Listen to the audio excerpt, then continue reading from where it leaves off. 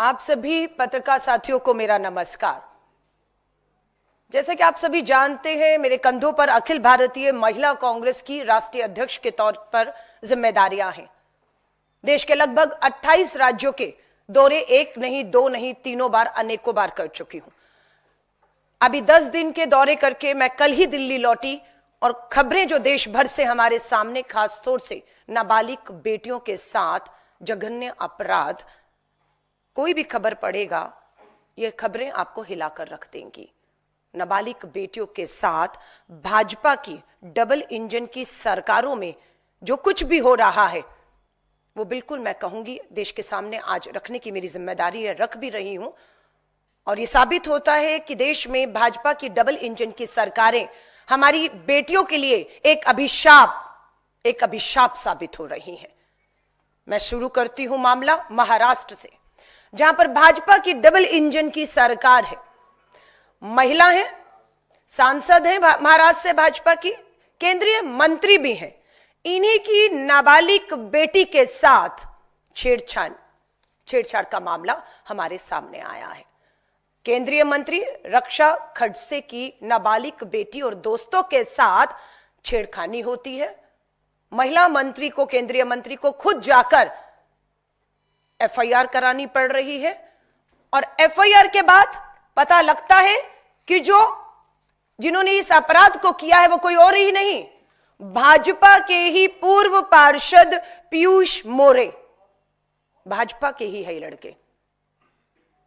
और इनकी तस्वीरें देवेंद्र फडणवीस मुख्यमंत्री जी के साथ, पूर्व मुख्यमंत्री राज्य के उप मुख्यमंत्री के साथ, भाजपा नेताओं के साथ, इन अपराधियों की, जो अपनी ही भाजपा की नेता केंद्रीय मंत्री की नाबालिग बेटी को छेड़ने में भी एक बार सोचते या डर नहीं आता है, क्योंकि कहीं ना कहीं पार्टी के भीतर ही दिख रहा है कि चल क्या रहा है। सरकार, भाजपा की डबल इंजन की सरकार किसे समर्थन दे रही है, ये अपने आप में बेहद गंभीर मामला है। मुझे लगता है बिल्कुल केंद्रीय मंत्री हैं, महिला हैं, रक्षा खर्च से, अगर इन्हें न्याय नहीं मिलता तो उन्हें प्रोटेस्ट के तहत इस्तीफा देकर सरकार से बाहर आकर बेटी अपनी ही नहीं, दूसरी बेटियों जिनका जिक्र मैं करने वाली हूं, उनकी लड़ाई को लड़ना होगा। 8 मार्च को, आज से ठीक 3 दिन के बाद, अंतर्राष्ट्रीय महिला दिवस, महिला सम्मान समारोह होंगे। लेकिन इन बेटियों के साथ जो अपराध हो रहा है, इस पे आप पर्दा कैसे डालेंगे, इसे आप कैसे सेलिब्रेट कर सकते हैं या करेंगे, ये सवाल मैं पूछने के लिए हूं। महाराष्ट्र ही राज्य मैंने डबल इंजन का लिया तो पहला वाक्य आपका सामने, और दूसरा, पुणे में चाकू की नोक पर 19 साल की लड़की से गैंग रेप का वीडियो बनाया गया और वायरल किया गया और न्याय नहीं है। यह महाराष्ट्र के पुणे की घटना है। गैंग रेप 19 साल की बच्ची के साथ और वीडियो बनाया गया, कोई कार्रवाई नहीं है। आइए दूसरा राज्य, भाजपा शासित देश के प्रधानमंत्री के गुजरात राज्य लेकर चलती हूं। गुजरात में पिछले 9 साल में हमने पता किया 17,000 मामले, बेटियों से जुड़े मामले, बलात्कार, छेड़खानी, अपहरण के मामले, 17,000 मामले गुजरात राज्य में है। ये बेटी बचाओ का नारा देश के प्रधानमंत्री देते हैं अपने ही राज्य में। 17,000 बेटियां न्याय मांग रही हैं प्रधानमंत्री जी। ये मात्र गुजरात की बेटियों की बात कर रही हूं। और अगर हम देखें तो हर महीने 200 बेटियां थाने न्याय के लिए पहुंच रही हैं और इन्हें कोई न्याय नहीं। यहां पर भी न्याय क्यों नहीं महाराष्ट्र की तरह, यह सच्चाई सामने है। लाई हूं, पढ़िए। हिंदुस्तान अखबार की खबर, हेडलाइन है, बीजेपी के, गुजरात के बीजेपी के विधायक, सिटिंग आज का विधायक है, पूर्व मंत्री था इसी सरकार में भाजपा की और आज विधायक है, नाम है गजेंद्र सिंह परमार। बीजेपी के विधायक पर दलित महिला के साथ दुष्कर्म की एफआईआर नहीं होती और हाईकोर्ट ने फटकार लगाई। हाईकोर्ट ने पुलिस को बुलाया और हाईकोर्ट के आदेश के बाद भाजपा के सिटिंग विधायक गजेंद्र सिंह परमार के खिलाफ एक दलित महिला के बलात्कार की एफआईआर होती है। यह साफ दिखाता है कि भाजपा की डबल इंजन की सरकार बेटियों के खिलाफ एफआईआर या न्याय दिलाना, उनके मामलों में उनके साथ नहीं, पूरी तरह अपराधियों के साथ खड़ी है। इसलिए बेटियों को अदालत के चक्कर काट के, अदालत से आदेश लेकर एफआईआर तक जो प्रधानमंत्री जी कहते हैं नए कानून आ गए हैं, अब एफआईआर घर बैठे बैठे होंगी, ये पहले भी था, लेकिन सच ये है कि हाईकोर्ट के चक्कर लगा के हाईकोर्ट की फटकार के बाद भाजपा के विधायक के खिलाफ एफआईआर हुई है। कार्रवाई होगी या नहीं होगी इसकी कोई गारंटी नहीं है, क्योंकि इस तरह का मामला पहले भी हरियाणा का अगर मैं बात करूं, साक्षी मलिक, विनेश फोगाट के खिलाफ भी भाजपा के पूर्व सांसद ब्रजभूषण शरण ने अपराध किया। दिल्ली पुलिस की हिम्मत नहीं हुई, हरियाणा पुलिस की, भाजपा की डबल इंजन सरकार में हिम्मत नहीं हुई एफआईआर की। सुप्रीम कोर्ट के आदेश के बाद एफआईआर होती है ब्रजभूषण तब के सांसद के खिलाफ, लेकिन आज तक कोई कार्रवाई, कोई न्याय, कोई पूछताछ नहीं हुई है। हरियाणा ये तीसरा भाजपा शासित राज्य, गुजरात महाराष्ट्र के बाद हरियाणा भाजपा का। हरियाणा में यूनिवर्सिटी की छात्रा से 5 साल तक दुष्कर्म होता है। हॉस्टल वार्डन के पति पर आरोप, बेटे से छेड़छाड़। 5 साल से हमारी बेटियां जो हॉस्टल में पढ़ रही हैं, बलात्कार हो रहे हैं, शिकायतें हो रही हैं। सरकार क्यों मुखदर्शक बनकर इन हॉस्टल में इस तरह के अपराध को 5 साल तक या आज तक न्याय ना दिलाकर पनपने दे रही है? कहीं इसके भी तार हरियाणा के भाजपा नेताओं के साथ तो नहीं जुड़े हुए? हमारा सीधा आरोप है। यह तीसरा भाजपा का डबल इंजन की सरकार। चौथा राज्य मैं आपको ले जा रही हूं, मध्य प्रदेश में। मध्य प्रदेश में हिला देने वाली खबर है। नाबालिग बेटियों के साथ दुष्कर्म होता है। 3 नाबालिग बेटियों के साथ मध्य प्रदेश के टीकमगढ़ में अपराध होता है, जिसमें से 5 साल की बच्ची भी है। इन 3 बच्चियों में मात्र 5 साल की, मध्य प्रदेश के टीकमगढ़ में 5 साल की बच्ची के साथ भी अपराध हुआ है, जो बुरी तरह से घायल है, खून में लथपथ, हॉस्पिटल में इलाज चल रहा है। बच्ची की उम्र 5 साल है। और इसमें जो दूसरी नाबालिग बेटी है, जिसकी उम्र, जबलपुर का यह मामला है, 14 साल है, उसने आत्महत्या कर ली है। मात्र 14 साल की बच्ची, जघन्य अपराध, दुष्कर्म, सामूहिक बलात्कार। वो बच्ची के साथ बलात्कार हुआ, उसके बाद बच्ची किसकी निगरानी में थी या किसकी निगरानी में होनी चाहिए? कैसे उस 14 साल की बच्ची ने आत्महत्या कर ली, या उसे आत्महत्या करने पर मजबूर किया गया, या उसकी आत्महत्या होते हुए उसे रोकने की बजाय उसे होने दिया गया? क्योंकि यहां पर भी सीधा सीधा पता लगता है कि कहीं ना कहीं भाजपा के लोग, इन नाबालिग बेटियां, ये मैं कहूंगी हर एक से, इसे हल्के में मत लीजिएगा। ये देश में हर राज्य में, खासतौर से भाजपा शासित राज्य में, भाजपा के नेताओं की भागीदारी शामिल है इसमें, और मामलों को दबाकर न्याय नहीं मिल रहा है। भोपाल में भाजपा नेता ने, ये मध्य प्रदेश की, वो जबलपुर की खबर है, तो ये भोपाल की खबर है, पत्रिका की खबर है। भोपाल में भाजपा नेता ने नाबालिग से किया रेप, पुलिस ने नहीं लिखी रिपोर्ट। यहां पर क्या है? नाबालिग है, यहां भी क्या है? रेप है। यहां पर भी क्या है? भाजपा की डबल इंजन की सरकार। और यहां पर भी हेडलाइन है, पुलिस ने नहीं लिखी रिपोर्ट। मध्य प्रदेश के मऊगंज जिले से बड़ा मामला सामने आया, जहां नाबालिग के साथ बीजेपी के नेता ने दुष्कर्म किया और पुलिस रिपोर्ट लिखने से मना कर रही है। कौन है ये? कौन है ये नेता?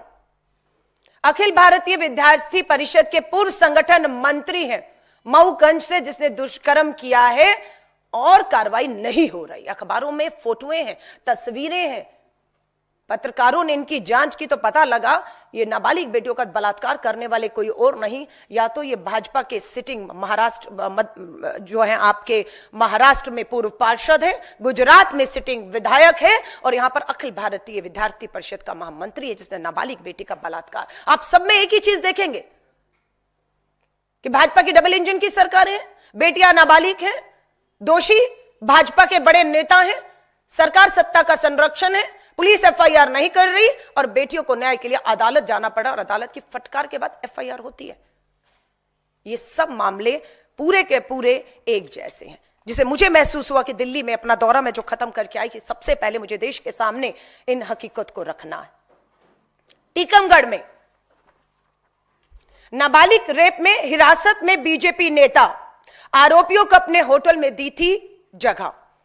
यह भी भाजपा का नेता है, अपने होटल में, जिनका नाम है संजू यादव, ये भाजपा के नेता हैं। इन्होंने अपने होटल में दो शख्स जो नाबालिग बेटी को अपहरण करके लाते हैं, जिसकी जानकारी भाजपा के संजू यादव को थी कि मेरा होटल है, बेटी लाई गई है, एक कमरे में 3 लोग हैं, बलात्कार होता है, वीडियो बनाया जाता है और ये सब भाजपा की नेता की जानकारी में, संरक्षण में, उसी के होटल में होता है और पुलिस एफआईआर की हिम्मत नहीं दिखाती है। यह दबाव बना, मध्य प्रदेश कांग्रेस ने दबाव बनाया। उस दबाव में मात्र क्या हुआ, अपना पल्ला झाड़ने के लिए भाजपा ने आज अपने इस नेता संजू यादव को बोला हमने पार्टी से निकाल दिया है। कब? जब कांग्रेस सड़कों पर आई, जब मामला सामने आया, तब आपने सिर्फ यह कह दिया अपने पार्टी से बाहर कर दिया। तो पार्टी से मात्र बाहर करने से न्याय मिल जाता है? सरकार आपकी है, अपराध आपकी सरकार में आपके लोग कर रहे हैं और आप इस तरह से पल्ला नहीं झाड़ सकते, क्योंकि इसके भी तार केंद्रीय मंत्री से जुड़े हुए हैं। सो इनके होटल में जो खेल चल रहा है उसमें भाजपा के बड़े नेता, केंद्रीय मंत्री, विधायक शामिल हैं, यही बचा रहे हैं इन्हें।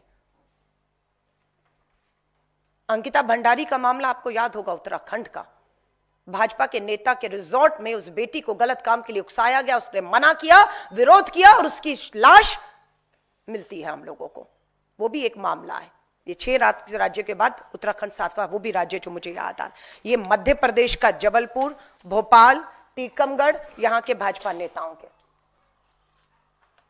5वां राज्य भारत की राजधानी दिल्ली, जहां पर भाजपा की डबल इंजन की सरकार है अब, लेकिन पहले से ही पुलिस कानून व्यवस्था केंद्र के हाथों रही है। पिछले 10 साल की अगर मैं बात करूं, दिल्ली शर्मसार, 1 महीने में, ये 4 फरवरी की रिपोर्ट है, अभी एग्जैक्ट आज से 1 महीना पहले की खबर है। दिल्ली शर्मसार 1 महीने में हुई 101 दरिंदगियां की घटना। राजधानी दिल्ली में 1 महीने में 100 से ऊपर बेटियों के साथ हर महीने गलत काम हो रहा है। हर दिन 3 महिलाओं और किशोरियों के साथ बलात्कार राजधानी दिल्ली में हो रहे हैं। संसद का सत्र शुरू होने जा रहा है। 8 मार्च को अंतर्राष्ट्रीय महिला दिवस मनाया जाएगा, जश्न मनाए जाएंगे और इन बेटियों के घाव पर नमक छिड़का जाएगा। और 10 तारीख से संसद का सत्र भी शुरू होने वाला है। केंद्रीय मंत्री रक्षा खड़से के समर्थन में कितनी महिला सांसद भाजपा के केंद्रीय मंत्री खड़ी रहती हैं ये हम दिखाएंगे, लेकिन कांग्रेस की महिला सांसद, चाहे लोकसभा हो, चाहे राज्यसभा हो, चाहे सड़क में, संसद में हमारी सांसद और सड़क पर महिला कांग्रेस खड़ी रहेंगी इन बेटियों को न्याय दिलाने के लिए, क्योंकि पानी सर से ऊपर गुजर रहा है। ये वो घटनाएं हैं जो कहीं ना कहीं अखबार, मीडिया के माध्यम से थानों में पहुंचकर हमारे तक पहुंच गई हैं। बहुत सी खबरें अभी तक दफन कर दी गई हैं, चाहे उन्हें डराया गया, धमकाया गया, दबाव दिया गया, और ये सब भाजपा शासित राज्य हैं। आइए राजस्थान भी ले चलती हूं। प्रधानमंत्री जी, आप गए थे राजस्थान के विधानसभा चुनाव में और महिलाओं की बेटियों की सुरक्षा को बड़ा मुद्दा बनाया था। 6 माह में महिला उत्पीड़न के राजस्थान में दर्ज हुए 20,000 मामले। 6 महीने 20,000 बेटियां। आपके लिए मामले हो सकते हैं, हमारे लिए वो 20,000 बेटियां हैं हमारी। आप कहेंगे हमने देखो मामले दर्ज किए, एहसान नहीं कर रहे मामले दर्ज करके। आपका फेलियर है कि 20,000 बेटियां दुष्कर्म, छेड़खानी की शिकार हो रही हैं और आपकी सरकार अपराधियों में किसी भी तरह का डर, खौफ पैदा करने में विफल और नाकामयाब हो रही है, क्योंकि आप सजाएं देने में फेल हो रहे हैं। राजस्थान पत्रिका 6 माह में महिला उत्पीड़न के राजस्थान में 20,000 महिलाओं के साथ छेड़खानी। मोदी शाह अब चुप क्यों हैं? आइए एक और आपको दिखाती हूं। यह आसान नहीं है मेरे लिए दिखाना। महिला हूं, मां हूं और बेटी की उम्र यहां पर मात्र 4 साल है। खबर हेडलाइन है, राजस्थान बच्ची के साथ 4 साल की बच्ची के साथ दुष्कर्म किया गया। छाती पर ब्लड से, बेटी की छाती पर ब्लड से आई लव यू लिखा दरिंदे ने। इसके बाद भी खौफ नहीं, डर नहीं, सजाएं नहीं। मुझे लगता है कि जितना दोष, जितनी कड़ी सजाएं हम इन अपराधियों के लिए मांग रहे हैं, उतने ही बड़ी दोषी, गुनाहगार और सजा जो जिम्मेदार हैं इन अपराधों को रोकने में और नहीं हो रहे हैं, उन्हें भी उतनी ही बड़ी सजा मिलनी चाहिए। चाहे वो कोई भी मंत्री है, विधायक है, पुलिस है, प्रशासन है, अगर उनका फेल्यूर है तो उन्हें भी अपने पद से, अपनी नौकरी से, अपनी जिम्मेदारी से तुरंत मुक्त करना चाहिए और उन्हें सजा मिलनी चाहिए, क्योंकि उनके फेल्यूर की वजह से ये घटनाएं जो हैं पूरे देश भर में। मैं अभी बिहार राज्य का दौरा 7 दिन बिहार का दौरा कर आई हूं। बिहार में भी हालत बहुत बेहतर इन राज्यों से नहीं है, लेकिन भाजपा की डबल इंजन की सरकारों में इतना दबाव पुलिस प्रशासन पर है, इवन मीडिया के दबाव के बावजूद आप सोचिए कि खबरें नहीं बाहर निकलें, दबाने की कोशिश के बावजूद मैं देखती हूं फिर भी हर अखबार भाजपा शासित इन राज्यों की इन महिलाओं, नाबालिग बेटियों के बलात्कार, हत्या, अपराध, 14 साल की बच्ची का आत्महत्या का मामला, सिर्फ सबूत नष्ट करने हैं, दोषियों को बचाना है। अखिल भारतीय महिला कांग्रेस ने ठाना है कि हम इसे हल्के में कतई नहीं लेंगे। 10 मार्च से संसद का सत्र शुरू हो रहा है। देश के प्रधानमंत्री जी बेटी बचाओ के नारों से संसद की दीवारें अंदर और बाहर गूंजने वाली हैं। हम आपको आराम और चैन से नहीं बैठने देंगे। आपकी सरकार की केंद्र सरकार हो, भाजपा शासित डबल इंजन की सरकारों की जिम्मेदारी, जवाबदेही हम तय करेंगे। हम पूछेंगे आपसे कि क्यों इस देश में खौफ और डर अपराधियों में नहीं कम हो रहा है, क्यों आपके नेता इन्हें समर्थन दे रहे हैं और आप बेटी बचाने की बजाय इन अपराधियों को और अपने नेता जो इसमें शामिल है उसे बचाने का प्रयास पिछले 10 सालों से कर रहे हैं, और हद से बदतर हालात हमारी इस बेटियों के लिए हो रहे हैं। बिल्कुल इस संसद सत्र में बेटियों की सुरक्षा का मुद्दा सबसे प्रथम रहेगा, लेकिन दूसरा मुद्दा महिला आरक्षण कानून। लंबे एक संघर्ष के बाद पास तो हो गया, कानून तो आ गया, पर लागू नहीं हो रहा है। हम केंद्र की भाजपा सरकार पर पूरी तरह से इस पूरे संसद सत्र के दौरान दबाव बनाने वाले हैं कि 33% महिला आरक्षण कानून को तुरंत आज और अभी संसद सत्र में चर्चा करके लागू करने पर जो है विचार किया जाए। अगर नियत होगी तो मुझे पूरा विश्वास है, अभी 6 महीने बिहार चुनावों में है, 243 सीटों पर चुनाव है बिहार की विधानसभा में इसी साल अक्टूबर नवंबर में।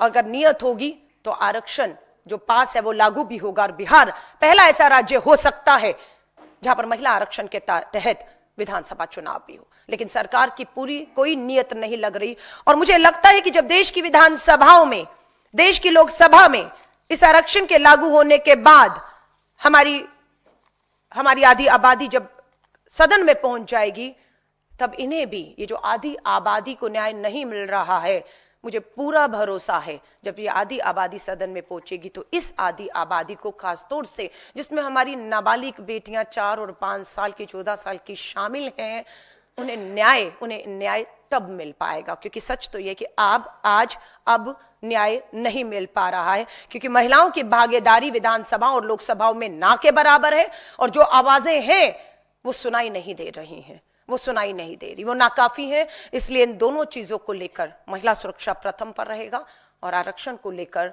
अखिल भारतीय महिला कांग्रेस पूरे देश के हर राज्य की, हर राजधानी, हर जिले में पूरे इस संसद सत्र के दौरान अपना रोष प्रदर्शन, हमारी मांग आरक्षण लागू करना, बेटियों को सुरक्षा, बेटी बचाओ के नारे के तहत हम पूरे इस आंदोलन को उठाएंगे। और मैं आप मीडिया पत्रकार साथियों को कहूंगी, मुझे मालूम है देश में बहुत सी ब्रेकिंग न्यूज, टीआरपी और जिस तरह के टीवी में देखा जा रहा है, आपस में लड़वा कर झड़वा कर किस तरह की भाषा, किन लोगों कहां जा रहा है देश, मुद्दे क्या हैं और क्या 24 घंटे टीवी पे दिखाया जा रहा है। ये सच्चाई जिम्मेदारी बनती है कि हालात बद से बदतर हो रहे हैं, आधी आबादी का जीना मुश्किल हो रहा है। प्लीज मैं आपसे हाथ जोड़कर कहूंगी इसकी संवेदनशीलता इन मामलों की, क्योंकि राष्ट्रीय अध्यक्ष बने हुए मुझे 1 साल का समय हुआ, और 1 साल में मैंने देश के दौरे किया और अभी 10 दिन के दौरे करके लौटी हूं, बैठा नहीं गया। और आपके सामने इस संवेदनशील मामले को, बेटियों से, आधी आबादी से जुड़े मामलों को लेकर आपसे भी हाथ जोड़कर मीडिया से गुहार करूंगी, बनिए इनकी आवाज, लाइए अपने मुद्दों को, जो हाशिए पर ये मुद्दे हैं, इन्हें भी केंद्र में लाकर प्राथमिकताओं में अपनी, मैं मीडिया से हाथ जोड़कर कहूंगी, शामिल करिए, क्योंकि हालात बद से बदतर हैं। धन्यवाद। आप साथियों का कोई सवाल हो इससे संबंधित, उनका स्वागत है। आप ये जो संसद में आंदोलन छेड़ने वाली, संसद में और बाहर, मैं राजीव हितवाद से, ये जो आप 10 तारीख को जो सेशन ब्रेक के बाद शुरू होगा वापस बजट सेशन, तो क्या इसमें आपके जो एमवीए के साथी हैं महाराष्ट्र के, जैसे रक्षा खड़से जो मंत्री हैं उनकी बेटी का मामला भी है, तो क्या उनके साथ कोऑर्डिनेशन के लिए कोई पहल आप करेंगे? और इंडिया के जो आपके पार्टनर हैं अदरवाइज भी पूरे देश में? देखिए, मैं ये कहूंगी देश की आधी आबादी बेटियों का मामला है। बेटियां भाजपा शासित राज्यों की हों, बेटियां कांग्रेस शासित राज्यों की हों, बेटियां हमारे गठबंधन के राज्यों की, बेटियां बेटियां हैं। इस आधी आबादी को सुरक्षा उसका संवैधानिक हक और अधिकार है, मौलिक अधिकार है, उसे मिलना है। मैंने अगर इनका मामला उठाया है तो ये दिखाता है कि कहां तक पहुंच चुके हैं, डर कहां तक खत्म हो चुका है कि महिला है, भाजपा शासित राज्य की महिला है, नेता है, सांसद है, केंद्रीय मंत्री है, और कोई आम शख्स नहीं है जो उसकी नाबालिग बेटी के साथ छेड़छाड़ कर रहा है। भाजपा का ही पार्षद है, पूर्व पार्षद, जिसके साथ फोटोएं हैं। तो मामला तो यहां तक पहुंच चुका है। ये तो सारे आम मामले, आम गरीब बेटियों के मामले हैं। उम्मीद ही मत करिए। लेकिन मैं आपसे कह रही हूं, मुझे क्यों कहना पड़े कि आप आइए या ना आइए। मैं अखिल भारतीय महिला कांग्रेस की राष्ट्रीय अध्यक्ष हूं। मेरे शीर्ष नेतृत्व मुझसे उम्मीद करता है कि मुझे राजनीति से ऊपर उठकर, क्षेत्रों से ऊपर उठकर मुझे इन मामलों को उठाना है। मैं आज फिर आपसे कह रही हूं, तेलंगाना, कर्नाटका, हिमाचल कांग्रेस की सरकार है। मैं कहती हूं आएगा कोई मामला तो भाजपा बाद में मैदान में खड़ी होगी। अलका लांबा पहले उन राज्यों के अपनी सरकारों के सामने जाकर खड़ी हुई, हिमाचल में मैं खड़ी भी हुई जाकर। जब पता लगा कि भाजपा के एक सिटिंग विधायक ने अपनी ही बूथ जो कार्यकर्ता उसकी बेटी के साथ अश्लीलता की, तो अलका लांबा दिल्ली नहीं अपनी सरकार के सामने बैठी थी। बेटी बेशक भाजपा की थी, न्याय की मांग की। अलग बात है, बेटी पर दबाव बनाया गया भाजपा द्वारा और बेटी को दबाव बनाकर उसका मामला वापस करवाया गया हिमाचल के अंदर। लेकिन हमारा पूरा दबाव है कि पहले की जो है शिकायत झूठी थी या वापस लेने का दबाव था, दोनों की भी जांच होनी चाहिए। और सच्चाई, विश्वास दिलाया मुख्यमंत्री ने, जांच चल रही है। लेकिन मैं सबसे कहूंगी, इन मामलों में हम सबको राजनीति से ऊपर उठकर लड़ेंगे तो जीतेंगे। देश के प्रधानमंत्री ने लाल किले की प्राचीर से बेटी बचाओ का नारा दिया था। 8 मार्च आ रहा है, ना महिला आरक्षण कानून लागू हुआ, ना बेटियों की भागीदारी सत्ता में हुई है और ना सड़कों पर सुरक्षा मिली है। दोनों मामलों में केंद्र की भाजपा सरकार पूरी तरह से इस आधी आबादी के मुद्दों को लेकर फेल, नाकाम हुई है और महिला कांग्रेस चुप नहीं बैठेगी। मैम, पिछले साल ही मार्च महिला दिवस के दौरान एक रिपोर्ट आई थी जिसमें women peace and safety index में भारत की पोजीशन बहुत ही ख़राब थी। 128 थी 177 कंट्रीज़ में। हालांकि 2017 से इम्प्रूव हुई थी। लेकिन पॉलिटिकल वायलेंस को लेके जो केसेस आप बता रही हैं, उसको लेके भारत टॉप 10 सबसे बदतर देशों में स्कोर करता है। क्या आपको लगता है, क्योंकि महिला फिर ताजे आंकड़े आएंगे, ये स्थिति और खराब हुई है जिस तरह से आपने जो रिपोर्ट्स पेश की? और मेरा दूसरा सवाल, बीजेपी के ही महिलाओं के प्रति जो महिला सम्मान योजना दिल्ली में है, उसको लेके लगातार सवाल खड़े हो रहे हैं कि अभी तक लागू नहीं किया गया है। तो क्या आपको लगता है कि बीजेपी की कथनी और करनी में फर्क है? देखिए, आपने कहा 177 नेशंस में महिला सुरक्षा के नाम पर भारत 120 स्थान पे खड़ा है। 128 पर, 177 में 128 पर खड़ा हुआ है। ये वो भारत है जिसे हम भारत माँ बोलते हैं। शायद ही कोई देश अपने देश को माँ बोलता हो, सिर्फ भारत ही ये वो देश है जिसमें माँ बोला जाता है। और भारत ही मुझे लगता है इकलौता देश है जहां पर महिला को, कन्या को पूजा भी जाता है। उस देश की अगर स्थिति ऐसी हो तो स्वाभाविक है हमारी कथनियों में, हमारी करनियों में, हमारे व्यवहार में बहुत बड़ी खाई और गहरापन है। और उसके लिए दोषी कोई और नहीं, पूरी की पूरा व्यवस्था उसके लिए दोषी है, जिसमें सरकार को भी, पुलिस को, प्रशासन को, कानूनों को, हर तरीके को मैं जिम्मेदार। अगर हम चुप भी रहते हैं, आज हम सत्ता में नहीं है, पर अखिल भारतीय महिला कांग्रेस की राष्ट्रीय अध्यक्ष होने के नाते अगर मैं चुप रहूं तो मैं भी उतनी ही बड़ी दोषी और अपराधी, गुनाहगार बन जाऊंगी, क्योंकि मैंने अपना धर्म, अपना फर्ज इस पद पर बैठकर नहीं निभाया। मैं उनकी आवाज नहीं बनी जिनकी आवाज बनना हमें था। और इसीलिए हमने फैसला किया है कि हम संसद का 10 मार्च से जो सदन शुरू है उसको करेंगे। और आपने कहा भाजपा का, मैं तो कहती हूं भाजपा का महिला मोर्चा, राष्ट्रीय महिला आयोग, राज्य महिला आयोग क्यों सड़कों पर नहीं आती हैं? सिर्फ 8 मार्च को आप जश्न मनाएंगी, तो मैं भी ये सोच रही थी कि इस 8 मार्च को जो महिलाओं की 5 लाख की सदस्यता का हमने लक्ष्य प्राप्त किया है, 5 लाख बहनें हमारी सदस्य हैं। अभी 1 लाख बहनों ने मात्र तेलंगाना में महिला कांग्रेस की सदस्यता ली, क्योंकि वहां पता लगा कि महंगाई से राहत के लिए 500 रुपए का सिलेंडर जो देश में कहीं नहीं मिल रहा, 1200-800 का सिलेंडर मात्र देश की तेलंगाना सरकार 500 का दे रही है। इसलिए 1 लाख बहनों ने कांग्रेस की, महिला कांग्रेस की सदस्यता ली है। वहां पर महिलाओं को फ्री बस यात्रा है। दूसरे नंबर पे कर्नाटका में महिलाओं ने 65,000 महिलाओं ने कर्नाटका में महिला कांग्रेस की ऑनलाइन सदस्यता ली, तो पता लगा वहां पर फ्री बस यात्रा के साथ साथ 2,500 रुपया महीना मिलता है हमारे वहां पर। अगर आपने दिल्ली की बात की तो बिल्कुल प्रधानमंत्री नरेंद्र मोदी जी का भाषण दिल्ली विधानसभा चुनाव में हमने सुना है। 8 मार्च को अंतर्राष्ट्रीय महिला दिवस का दिन होगा, पहली कैबिनेट की बैठक होगी, पहला फैसला 2,500 पर होगा। पहली कैबिनेट की फैसला मीटिंग हो गई, लेकिन महिलाओं को, दिल्ली की महिलाओं को यह आर्थिक जो सहायता की बात थी उस पर मोहर नहीं लगी है। अब 8 मार्च भी आ रहा है, बिना कैबिनेट की सहमति के, बिना बजट एलोकेट किए हुए, क्या 8 मार्च को मात्र प्रधानमंत्री जी के एक चुनावी भाषण के दम पर यह 2,500 8 मार्च को बैंकों में डाला जा सकता है? जो मुझे तो नहीं लगता कि हो सकता है, सिर्फ एक चुनावी घोषणा के दम पर, जब तक आप कैबिनेट और बजट का प्रावधान नहीं करेंगे। अब ये 8 तारीख को हम देखेंगे और उसके बाद करके मध्य प्रदेश के ही एक नेता को, आपने उनके मंत्री को सुना, कोई बड़ी बात नहीं है, 2,500 नहीं दे पा रहे अपने राज्यों में, महाराष्ट्र में भी हमने देखा, और कहा जा रहा है कि भीख मांगने की आदत हो गई है। ये शब्द भाजपा के मंत्री ने मध्य प्रदेश में बोला कि भीख मांगने की आदत हो गई है। हार लाते हो तो साथ में एक अर्जी भी ले आते हो, ये भीख मांगना बंद करो।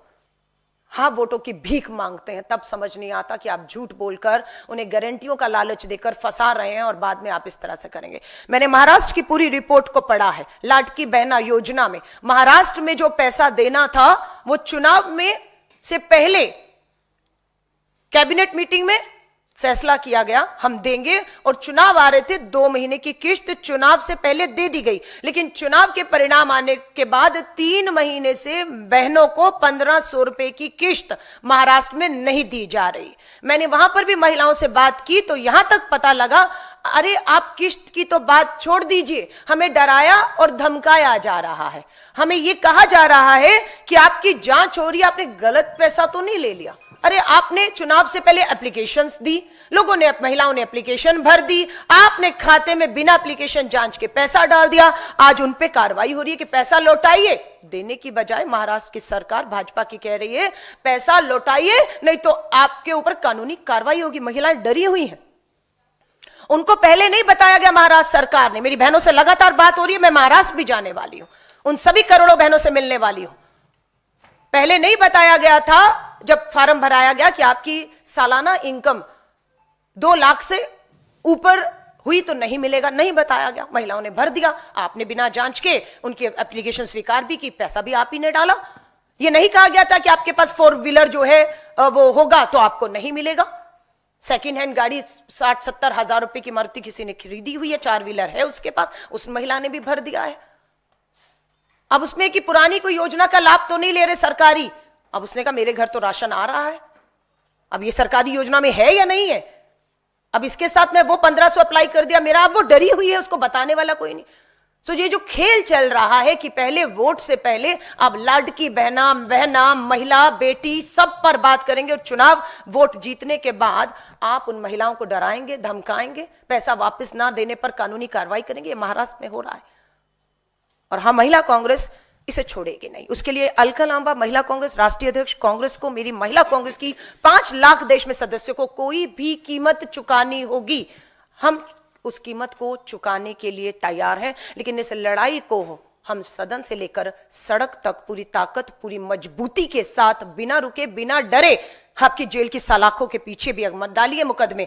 अभी हमने एक प्रोटेस्ट किया था जंतर मंतर पर, सुरक्षा, आरक्षण और महंगाई को लेकर। हमारी कितनी बहनों पर एफआईआर हुई, रोज थाने बुलाया जाता है, मामले कोर्ट में डाल दिए गए, वकील देने पड़ रहे हैं, लेकिन हम डरने वाले नहीं हैं। हम भी ये देखेंगे कि कितने मामले आप हम पर दर्ज करते हैं। 5 लाख की 5 लाख सदस्य बहनों पर भी मामला दर्ज होता है, तो ये हमारे लिए एक सम्मान की बात होगी और मेडल होगा हमारे गले में। वो एफआईआर हम डाल के घूमेंगे, आप करिए हमारी एफआईआर। लेकिन महिला कांग्रेस चुप नहीं बैठेगी। हमारे राष्ट्रीय अध्यक्ष मल्लिकार्जुन खड़गे साहब, श्री राहुल गांधी जी, पूर्व कांग्रेस अध्यक्ष, सांसद, नेता विपक्ष हैं लोकसभा में। प्रियंका गांधी जी भी अब सांसद के तौर पर लोकसभा में बैठी हुई हैं। हमें पूरी तरह से केसी वेणुगोपाल जी सभी से पूरी तरह से निर्देश है, ताकत है, और कहा गया कि महिला कांग्रेस को किसी भी तरह की कोई भी ताकत, समर्थन, सपोर्ट, किसी भी तरह का कोई कानूनी मदद चाहिए होगी, अखिल भारतीय कांग्रेस कमेटी महिला कांग्रेस के साथ, हर कार्यकर्ता के साथ ताकत बन के खड़ी है। इसके लिए मैं अखिल भारतीय कांग्रेस कमेटी के शीर्ष नेतृत्व का तहे दिल से धन्यवाद भी करती हूं कि वो हमारे पीछे ताकत बनकर खड़े हैं। तभी हम हिम्मत दिखाकर इस तानाशाह सरकार से लड़कर अपनी बेटियों की सुरक्षा, मान, सम्मान और इनकी भागीदारी की लड़ाई को हम आगे बढ़ा पा रहे हैं। अलका जी, आज मध्य प्रदेश के मुख्यमंत्री मोहन यादव ने कहा कि उनकी सरकार की जीरो टॉलरेंस नीति का परिणाम है कि वहां पर महिलाओं के खिलाफ अपराध में कमी आई है। वहीं आंकड़े कुछ और बयां करते हैं। मध्य प्रदेश सरकार का आंकड़ा है 75% जो महिलाओं के खिलाफ अपराध होते हैं उसमें अपराधी बच निकलते हैं। उसमें सबसे बड़ी वजह यह होती है कि उन महिलाओं पर दबाव डालकर उनका बयान बदलवाया जाता है। मैं आपसे बिल्कुल सहमत हूं, ये लगातार हो रहा है और मैं हाथ जोड़कर मीडिया से ही मदद मांग रही हूं, क्योंकि इस देश के लिए जितनी जिम्मेदारी किसी की है उतनी मीडिया और हम सबकी मिलकर है। ये देश हमारा, ये बेटियां हमारी हैं और ये सब खुले आम हो रहा है। ये लड़ाई अकेली महिला कांग्रेस या अकेली कोई महिला नहीं लड़ सकती, इसलिए मैं आपका साथ मांग रही हूं। आपने सही कहा, ये जो दावे हैं ये खोखले हैं, चाहे वो मध्य प्रदेश के मुख्यमंत्री हो, चाहे गुजरात हो, चाहे छत्तीसगढ़ हो, चाहे राजस्थान हो, चाहे दिल्ली हो, इन सबके दावे खोखले हैं। सच्चाइयां कहीं ना कहीं दबाने के बावजूद भी सामने आ रही हैं। ये भाजपा के राजस्थान, गुजरात की जो मैंने आपको खबर दिखाई है, वो गुजरात का सिटिंग विधायक है। आपने टीकमगढ़ वाले को तो पार्टी से निकाल दिया दबाव में। मैं पूछना चाहती हूं कि गुजरात के इस विधायक को आपने पार्टी में अभी तक क्यों बनाए हुआ है? मैं ये पूछना चाहती हूं प्रधानमंत्री नरेंद्र मोदी जी, प्लीज बताइए कि ये जो गुजरात का विधायक जिसपे इतने गंभीर आरोप लगा है, गजेंद्र सिंह परमार, पूर्व मंत्री, विधायक, दलित के महिला के बलात्कार में पार्टी का सम्मानित सदस्य क्यों बना हुआ है? प्रधानमंत्री जी, हम लोग करेंगे आंदोलन, आएंगे सड़कों पर, होंगी हम पर एफआईआर, शायद जेल भी जाना पड़े, हम जेल जाने को पूरी तरह तैयार है। लेकिन मैं आपसे कहूंगी, अगर मीडिया, सच्चाई ये है, अगर मीडिया का साथ नहीं मिला तो ये खबरें चौथे पच्चे पन्ने पर इतनी सी छपती हैं और खत्म हो जाती हैं। ये कुछ अखबारों ने हिम्मत की कि बिना डरे कि इनके राज्यों में इनके नेताओं के नाम के साथ हेडलाइन बनाया है, इन्होंने हेडलाइन बनाया। मैं हिम्मत की दाद देती हूं, इन पे भी दबाव आया होगा, लेकिन नहीं, हेडलाइन बनी है। उसके बाद अलग बात है कि मामले खत्म हो जाते हैं। हेडलाइन बनी, हिम्मत दिखाई गई, उसके बाद हर एक की हिम्मत तोड़ने का एक काम सत्ता में बैठे लोग कर रहे हैं और प्रधानमंत्री नरेंद्र मोदी जी इसे मूक दर्शक बनकर देख रहे हैं। मैंने कल ही पत्र लिखा, उसकी कॉपी मैं आपके साथ शेयर जरूर करूंगी। मैंने देश की महामहिम राष्ट्रपति द्रौपदी मुर्मू जी से भी कल लिखित में दोबारा से, मुझे 1 साल अध्यक्ष हो गया बने हुए, पिछले 8 मार्च और इस 8 मार्च को अंतर्राष्ट्रीय महिला दिवस, आदि आबादी को उनका समय समर्पित होना चाहिए। हर एक क्षेत्र की महिला को जो उनसे मिलना चाहती है, राष्ट्रपति जी से निवेदन करूंगी हाथ जोड़कर, दरवाजे खोल दीजिए अपने राष्ट्रपति भवन के, कि आज का दिन आदि आबादी को कम से कम 8 मार्च का दिन समर्पित कर दीजिए कि आप सिर्फ महिलाओं से मिलेंगी और उस हर महिला से मिलेंगी जो आपके दरवाजे पर न्याय की गुहार लेकर आ रहा है। मैंने भी लिखित में समय मांगा है कि ये सारी चीजों को लेकर संसद का सत्र 10 मार्च को शुरू होगा। महामहिम जी, राष्ट्रपति जी, आप हमें समय दीजिए, हम आपसे बंद कमरे में 5 लोग बैठकर बात करना चाहते हैं। मात्र 5 महिलाओं का डेलीगेशन जो अलग अलग राज्यों में दौरे करके इन सभी चीजों से रिपोर्ट लेकर, जो हमारी पीड़िताओं से बात हुई, इनके परिवारों से बात हुई है, वो न्याय की गुहार लगा रहे हैं। और मैं उम्मीद करती हूं कि अगर आप 8 मार्च का दिन पूरा मीडिया भी अपने हर पन्ना, हर अखबार ये लाखों करोड़ों मामलों को समर्पित अगर करेगा, तो मुझे है कि इन बेटियों को, नाबालिग बेटियों को, उनके परिवार जो अदालतों के चक्कर काट रहे हैं, उनकी भी हिम्मत बढ़ाने का काम, चाहे इलेक्ट्रॉनिक मीडिया हो, चाहे प्रिंट मीडिया हो, चाहे डिजिटल मीडिया हो, मुझे लगता है इस आधी आबादी को आवाज की जरूरत है और उसकी अपनी आवाज कहीं ना कहीं सुनी नहीं जा रही। इसलिए मैं आपको उस आवाजों में शामिल होने के लिए आमंत्रित भी करती हूँ। धन्यवाद।